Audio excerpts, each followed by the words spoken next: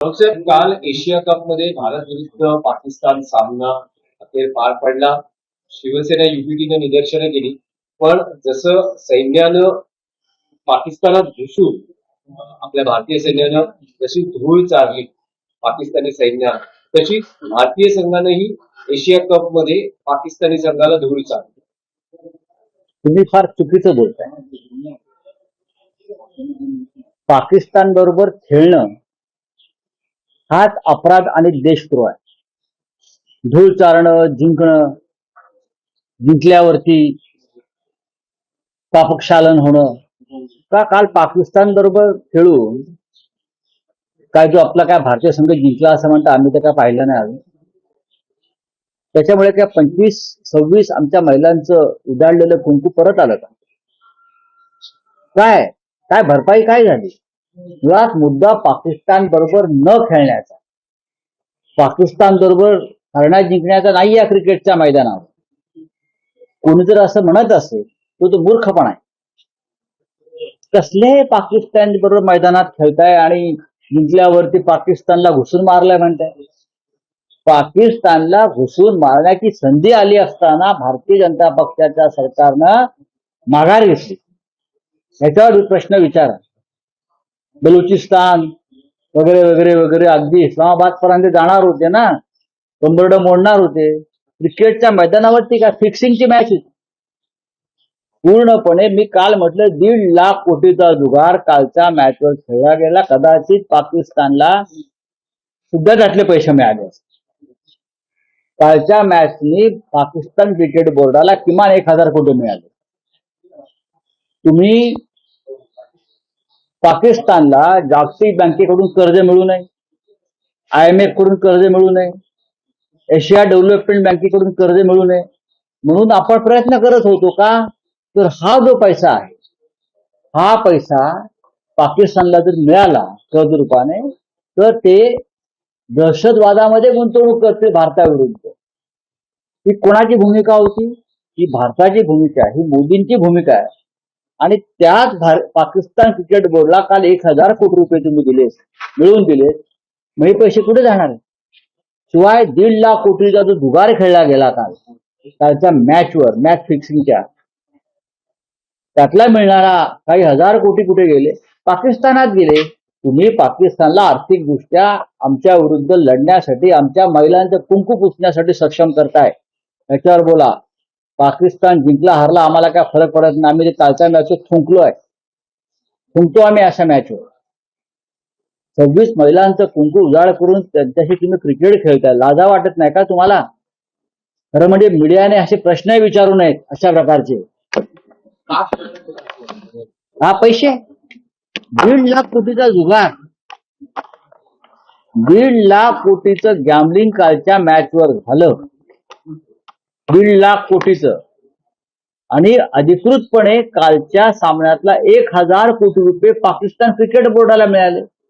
आणि 1.5 लाख कोटी जुगारातले किमान 25,000 कोटी पाकिस्तानात गेले. हा पैसा कोणासाठी वापरला जाणार? तर आमच्या विरुद्ध वापरला जाणार. हे काय सरकारला कळत नाही?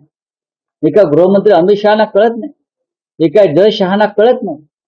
हे भारतीय क्रिकेट बोर्डाला कळत नाही? सुनील गावस्कर यांनी काल सांगितलं. गावस्कर काय म्हणाले का?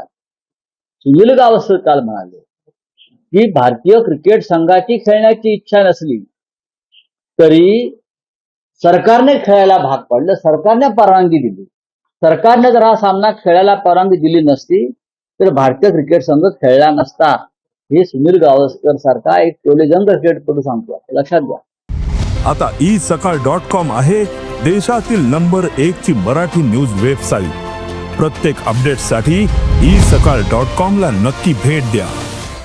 काल नाणेफेकीनंतरही भारतीय संघाचा कर्णधार सूर्यकुमार असेल किंवा भारतीय खेळाडू असतील, यांनी पाकिस्तानी संघाशी हस्तांदोलन करणं टाळलं. सोडून द्यावं ही ढोंग नाटकं. याला नाटकं म्हणतात, ही ढोंग म्हणतात. हे मोदींचं सगळं जे व्यूहरचना असते त्याचा तो भाग असतो. मोदी गेले तिथे चीनमध्ये आणि पाकिस्तानच्या प्रधानमंत्र्याकडे पाहिलेही नाही, बाजूला उभे होते. पाहिले नाही पण होते ना तुमच्या बरोबर, तुमच्या रांगेत. हस्तांतरण केले नाही तो, पण ते होते तुमच्या बरोबर. तेही चिंता प्राईम मिनिस्टरला भेटले, तुम्ही भेटला. तसंच आहे ते. खेळलात ना मैदानावर त्यांच्या बरोबर. हा, शेक हँड केलं नाही हे सांगताय कोणाला तुम्ही? आम्हाला सांगताय. आम्ही का मूर्ख आहोत तिकडे? या देशाची जनता, भारतीय नागरिक. थोडं जरी राष्ट्रवादाचं रक्त कोणाच्या रक्त, लोक फासावर गेले हो देशासाठी, लोक शहीद झाले पहलगावमध्ये, पुलवामामध्ये, आणि तुम्ही एका मॅचवर क्रिकेटपटू बहिष्कार टाकू शकत नाही पैशासाठी? भगतसिंग, राजगुरूचं नावं घेता ना तुम्ही, अशफाकुल्ला खान वगैरे जे फासावर गेले देशासाठी, आणि तुम्ही फक्त शेक हँड केल्या नाही. याचं काय कौतुक आहे या भाजपच्या लोकांना? बघा बघा, त्यांनी शेक हँड केला नाही, शेक हँड केला नाही. हा काय उत्तर झालं का? पेलगावच्या शहीदांचं कुंकू पुसलं महिलांचं, त्यासाठी नाचक्की केली काल देशाची. राऊत साहेब, या सामन्यावरून तुम्ही भाजप, शिंदे शिवसेना यावर मी कोणावरही टीका टिप्पणी करत नाही. शिंदे शिवसेना अरे सोडून द्यावं, हे आहेत. बघा, असं आहे की एकनाथ शिंदे असे विचार बाळासाहेब, ते कोण विचारणार? बाळासाहेब ठाकरेंचा फोटो लावणं बंद करा. एकनाथ शिंदे विचारतात म्हणून तिथे काही घडत नाहीये. बाळासाहेब ठाकरेंनी भारत पाकिस्तानच्या सामन्याला विरोध केलाय. दहशतवाद आणि सामना एकत्र होणार नाही, बाळासाहेब ठाकरेंचं म्हणणं आहे. तुम्ही आम्हाला का प्रश्न विचारताय? एकनाथ शिंदे आम्हाला प्रश्न विचारणार? अमित शहाच्या मुलाला विचार, त्यांना म्हणावं तुम्हीच मला प्रश्न विचारायचा नाही. एकनाथ शिंदेसाठी उभा नाही मी इथे, मी शिवसेनेसाठी उभा आहे बाळासाहेब ठाकरेंच्या. हा, मला काय तुम्ही सांग, अहो तुम्ही विचारूच नका मला. हे निर्लज्ज लोक आहेत, हे निर्लज्ज लोक आहेत सगळे. भारतीय क्रिकेट संघाचा आणि भारत पाक क्रिकेट सामन्याचा निषेध करणार असतील ते, तर मला प्रश्न विचारा त्यांच्या वतीनं, मी उत्तर द्यायला तयार. तुम्ही तिथे अमित शहाचे बूट चाटणार, तुम्ही जय शहाच्या पालख्या वाहणार, तुम्ही भारत पाक क्रिकेट सामना घरी बसून बघणार, हा, आणि तुम्ही आम्हाला आमच्या राष्ट्रवादावरती प्रश्न विचारणार? मीडियाने सुद्धा हे गांभीर्याने घेतलं पाहिजे, लक्षात घ्या. बोला.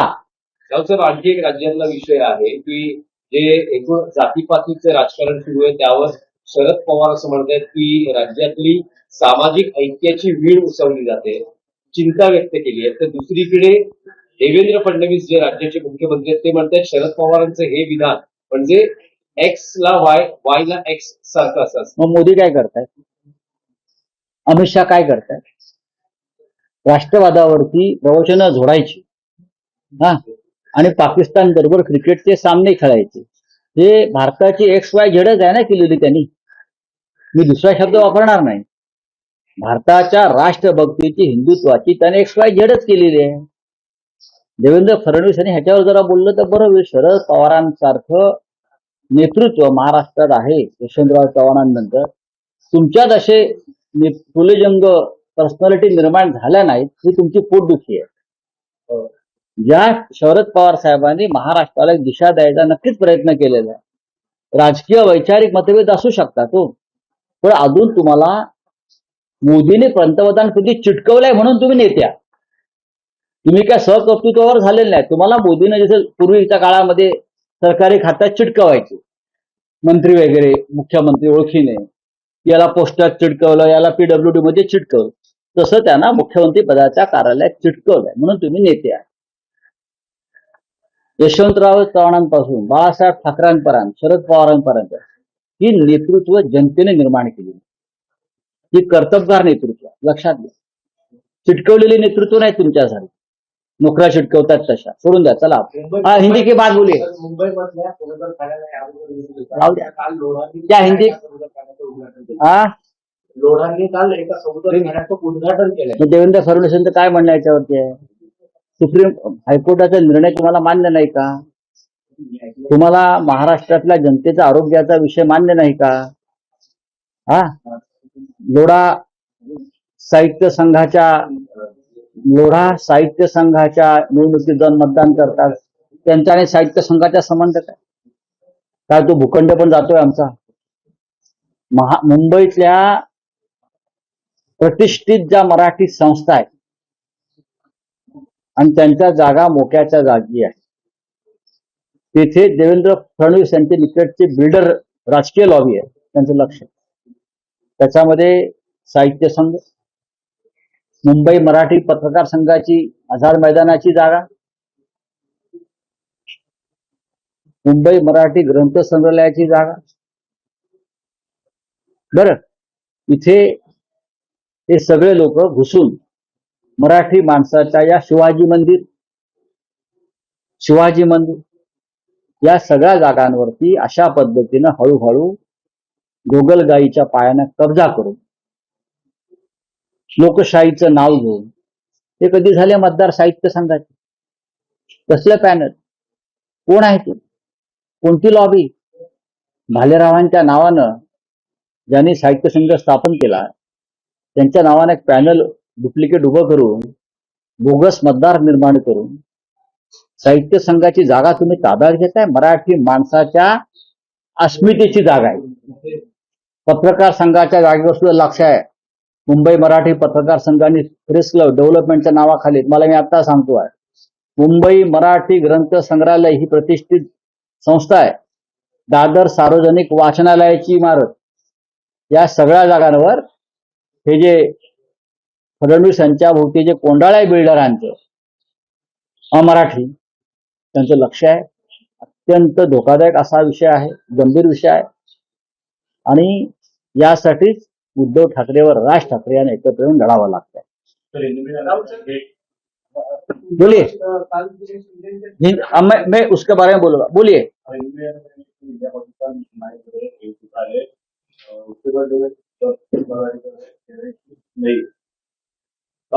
कल इंडिया पाकिस्तान जो मैच हुआ उसका विरोध यहाँ पर जमकर शिवसेना ने किया, पर ये मैच हुआ इंडिया के मैच हुआ, ये सरकार की निर्लज्जता है. अगर मैच हुआ है, चाहे दुबई में हो, चाहे अबुधाबी में हो, चाहे ट्रम्प के मैदान में हो, अगर भारत पाकिस्तान मैच खेला है तो वो हमारे फौज का, हमारे शहीदों का, और जिसने सिंदूर जिस महिलाओं का उजाड़ा है वो सभी महिलाओं का अपमान है. उससे मैच खेलने से क्या सिंदूर वापस आएगा? क्या होगा मुझे बताइए. कल की जो मैच हो गई भारत पाकिस्तान, उससे 1000 करोड़ रुपया पाकिस्तान क्रिकेट बोर्ड को मिला है. आपको मालूम, 1.5 लाख करोड़ का कल गैम्बलिंग हुआ है इस मैच पर. पूरी मैच फिक्स थी. ये सटोरिया थे, गैम्बलर्स थे, वो पूरी मैच फिक्स थी. 1.5 लाख करोड़ का कर गैम्बलिंग हुआ, उसमें से 50,000 करोड़ पाकिस्तान में गया. आप लोगों ने जो ऑपरेशन सिंदूर से पहले IMF इंडियन मॉनेटरी फंडिंग का जो एक संस्था है, वर्ल्ड बैंक है, आपने कहा था कि पाकिस्तान को किसी प्रकार से लोन मत देना. एशिया डेवलपमेंट बैंक को आपने कहा कि पाकिस्तान को लोन मत देना. क्यों? ये पैसा पाकिस्तान टेररिज्म में इन्वेस्ट करी, फंडिंग करी. तो कल जो पैसा मिला है भारत के माध्यम से, कल तो मोदी जी ने पैसा दिया उनको, अमित शाह के बेटे ने पैसा दिया पाकिस्तान को,